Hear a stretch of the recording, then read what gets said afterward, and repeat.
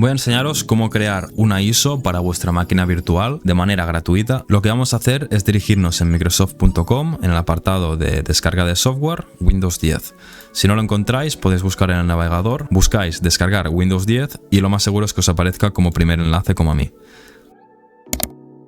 Una vez estamos en la página, tenemos que ir a la parte de abajo donde dice crear medios de instalación Windows 10.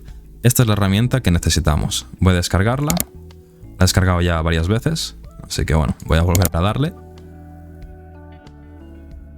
Voy a cerrar ya el navegador. Voy a dejar solo esto. Puede tardar un poquito, no os preocupéis, pero es normal. Lo primero que nos pide es que aceptemos los términos. Le vamos a decir aceptar. Ahora lo que nos va a decir es si queremos analizar este dispositivo o queremos crear un instalador. Nosotros vamos a seleccionar la segunda opción, que es el instalador. Ahora lo veréis. ¿Veis? Aquí. Crear medios de instalación. En este caso nosotros queremos un archivo ISO. Pero bueno, esto también sirve para crear unidades flash de USB o incluso de DVD.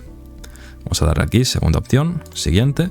Y ahora aquí podéis seleccionar, bueno, la arquitectura, podéis seleccionar el idioma, incluso la edición. Bueno, en este caso no, solo tenemos Windows 10, pero hay versiones que sí.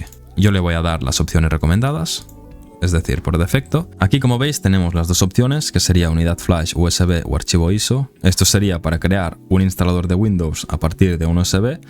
O aquí crear la ISO, que es lo que nosotros estamos buscando. Así que le daremos a siguiente y aquí deberemos guardarla.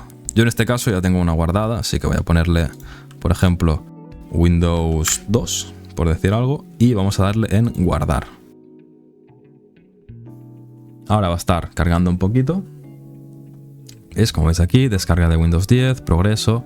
Tarda un poquito, la verdad, es un poco lento, pero bueno, una vez se termine el progreso una vez termine de cargar, ya tendríamos la ISO. Si queréis saber cómo instalarla o saber algún consejo sobre las máquinas virtuales, sobre todo VirtualBox, recordaros que tenéis vídeos en mi canal, tenéis la lista de tutoriales donde explico todo acerca de VirtualBox.